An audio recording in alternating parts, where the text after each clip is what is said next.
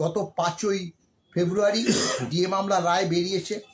সেখানে 25% immediate effect পরবর্তী যে হাই পাওয়ার কমিটি করেছে, সুপ্রিম কোর্ট বলেছিল যে 6ই মার্চ তারা সরকারের সঙ্গে কথা বলে ফার্স্ট ইনস্টলমেন্টের ব্যাপারটা সামনে আনবে। কিন্তু সরকার হাত গুটিয়ে বসে আছে। সর্বোচ্চ আদালত থেকেও আমরা যে খোঁজ খবর নিয়েছি, আমাদের আইনজীবী ওখানে আছে, তারাও কোনো ইনফরমেশন এখনো পর্যন্ত পায়নি।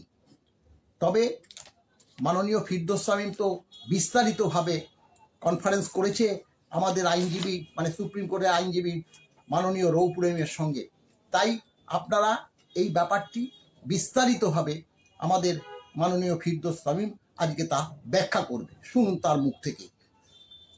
দেখুন, আপনারা রায় সম্বন্ধে অলরেডি জানেন যে রায় কি ছিল। 16ই মে 2025 অন্তর্বর্তীকালীন নির্দেশ ছিল 25% এরিয়ার দিয়ে মিটিয়ে দিতে হবে। সেটা না মিটিয়ে তারা 6 মাস সময় চায় এবং সেই 6 মাস সময় যে অ্যাপ্লিকেশন করেছিল 6 মাস সময় চেয়ে, সেই অ্যাপ্লিকেশন সহ আমরাও সেই সময় কন্টেম্প্ট করেছিলাম। সেই সমস্ত অ্যাপ্লিকেশনগুলো ডিসপোজড অফ করে দেওয়ার পরে আলটিমেট যে রায় দিয়েছে সেখানে 16ই মে 2025 সেই অর্ডারটিকে কোর্ট করে দিয়েই সুপ্রিম কোর্ট বলে যে সেই ইন্টারিম ডিরেকশনটাকে ইমিডিয়েটলি কমপ্লাই করতে হবে, অর্থাৎ 5ই ফেব্রুয়ারি 2026 কমপ্লাই করতে হবে। সেই কমপ্লায়েন্সটা এখনো পর্যন্ত হয়নি, কারণ আপনারা টাকা পাননি। তারপরে এই কমপ্লায়েন্স যেহেতু হয়নি, আমরা কন্টেম্প নোটিশ দিই। তার পরিপ্রেক্ষিতে আমরা জানতে বুঝতে চাই যে তারা কমপ্লাই করছে কিনা, না তারপরেও করেনি, তখন কন্টেম্প অ্যাপ্লিকেশন করি। এখনো পর্যন্ত কন্টেম্প অ্যাপ্লিকেশনটি সুপ্রিম কোর্টের সামনে পেন্ডিং। সুপ্রিম কোর্ট নির্দিষ্টভাবে নির্দেশ দিয়ে বলেছে একটা কমিটি তৈরি করে দিয়ে যে টোটাল অ্যামাউন্ট কত টাকা পেমেন্ট করতে হবে এবং কতগুলো ইনস্টলমেন্টে পেমেন্ট করতে হবে, এই দুটো এক্সারসাইজ 6 মার্চ 2026 মধ্যে কমপ্লিট করতে হবে। আর পিরিয়ডিক্যালি এই পেমেন্টটা করতে হবে এবং সেই পেমেন্টের বিষয়ে কি পেমেন্ট হলো, কত টাকা পেমেন্ট করতে হবে, সেই বিষয়ে ফার্স্ট পেমেন্ট হয়েছে কিনা সেইগুলো জানার জন্য কমপ্লায়েন্স রিপোর্ট নিয়ে আদালতের সামনে 15 এপ্রিল 2026 সেটা আবার লিস্টেড হবে এই মামলাটি। ফলে এখনো পর্যন্ত যেহেতু আদালতের যে নির্দেশ যে 25% এরিয়ার দিয়ে ইমিডিয়েট মিটিয়ে দিতে হবে, অর্থাৎ যেদিন এই নির্দেশ হয় 5ই ফেব্রুয়ারি 2026, সেই নির্দেশ এখনো পর্যন্ত পালিত হয়নি। সেই জন্য কন্টেম্প্ট অ্যাপ্লিকেশনটি সুপ্রিম কোর্টের সামনে পেন্ডিং, যেটা কনফেডারেশন অফ স্টেট গভর্নমেন্ট এমপ্লয়িজের পক্ষ থেকে মলয় মুখোপাধ্যায় বললেন যে হ্যাঁ তারা করেছেন, সেটা এখনো পেন্ডিং। সেইটি আমরা চেষ্টা করছি যাতে দ্রুততার সঙ্গে সেটি তোলা যায় এবং সেখানে যাতে এই 25% এরিয়ার দিয়ে মিটিয়ে দিতে বাধ্য থাকেন রাজ্য সরকার। তার কারণ সুপ্রিম কোর্টের নির্দেশ আপনারা অনেকেই হয়তো উদ্বিগ্ন হচ্ছেন, পালন করতেই হবে। এখানে কোনো প্রকার কোনো জায়গা নেই। নির্দেশ পছন্দ হতে পারে, অপছন্দ হতে পারে, কিন্তু সেই নির্দেশ পালন করতেই হবে, কারণ আদালতের নির্দেশ।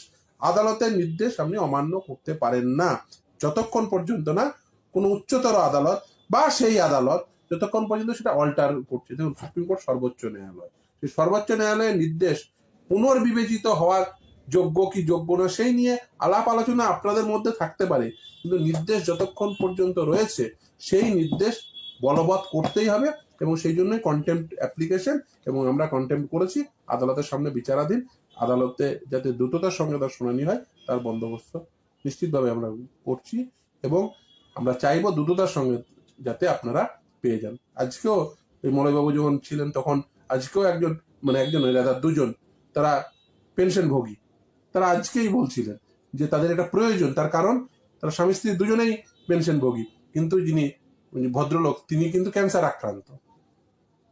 এই মলয়বাবুকে ধন্যবাদ দিয়ে ভদ্রমহিলা বলছিলেন যে উনি ক্যান্সার আক্রান্ত, এই টাকাটা আমাদের প্রয়োজন এবং সেই ক্ষেত্রে এই যে মানুষগুলোর এই টাকাগুলো প্রয়োজন, সেই সাপেক্ষে আমি মনে করি ইমিডিয়েটলি এই টাকাটা 25% এরিয়ার দিয়ে মিটিয়ে দেওয়া এবং তার ফার্স্ট ইনস্টলমেন্ট নির্দিষ্ট সময়ের মধ্যে মিটিয়ে দেওয়া, টোটাল কত টাকা পেমেন্ট করতে হবে সেই সম্পর্কে বিস্তারিতভাবে যে নির্দেশ আদালতের নির্দেশ রয়েছে সেই নির্দেশ মোতাবেক কাজ হওয়া, এটা সম্পূর্ণটা জরুরি হওয়া উচিত এবং সেই জন্যই কন্টেম্প্ট অ্যাপ্লিকেশন যেহেতু হয়নি, তাই কন্টেম্প্ট অ্যাপ্লিকেশন উইলফুলি ডিসঅবে করতে পারেন না আদালতের নির্দেশকে। নমস্কার বন্ধু, পরবর্তীকালে যদি সর্বোচ্চ আদালত থেকে কোনো ইনফরমেশন আমরা পাই আপনাদেরকে সঙ্গে সঙ্গে এবং জানিয়ে দেব।